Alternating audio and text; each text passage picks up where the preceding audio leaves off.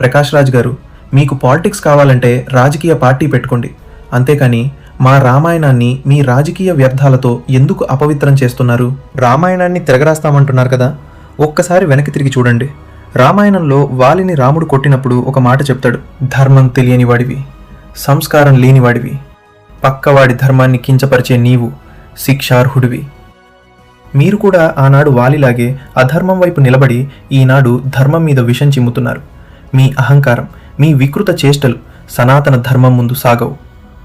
మన సనాతన ధర్మం మీద జరుగుతున్న దాడులు ఇవి యాదృచ్ఛికం కావు, పక్కా ప్లాన్తో జరుగుతున్న కుట్రలు. ప్రకాష్ రాజ్ లాంటి వాళ్ళు రామాయణం వంటి పవిత్ర ఇతిహాసాన్ని కూడా కించపరుస్తూ మాట్లాడుతుంటారు. అదే సమయంలో ప్రశ్న అంటూ ఛానల్ పెట్టుకుని ఒక బుక్క ఫకీర్ గాడు స్వేచ్ఛ పేరుతో హిందూ మతాన్ని, సనాతన ధర్మాన్ని టార్గెట్ చేస్తూ నిత్యం విమర్శలు, వ్యంగ్యాలు, వెకిలి నవ్వులు, అపహాస్యం చేస్తుంటాడు. ఎవరైనా నేను సనాతని అంటే చాలు వాళ్లపై వెంటనే దాడి మొదలు. మాటల్లో విషం, ఆరోపణలో ఆధారం లేదు, కానీ సెక్యులర్ అనే ట్యాగ్ మాత్రం రెడీగా ఉంటుంది. ఇక కొందరు స్వయం ఘోషిత మేధావులు ఆలయాల విషయంలో కూడా అడ్డంకులు సృష్టిస్తారు. ఆకివీడ్లో రామాలయం పునర్నిర్మాణం చేయాలి అని గౌరవనీయులైన రఘు రామకృష్ణం రాజు గారు అనడం వెంటనే వివాదాలు. అక్కడ జరిగే కొన్ని ఘటనలు చూస్తే భక్తుల మనసులు కలిచివేయక మారు. ఈ అన్యాయాన్ని ప్రతి ఒక్కరూ ప్రశ్నించాలి. మన సంస్కృతిని కాపాడుకుందాం. జై శ్రీరామ్, జై సనాతన ధర్మ.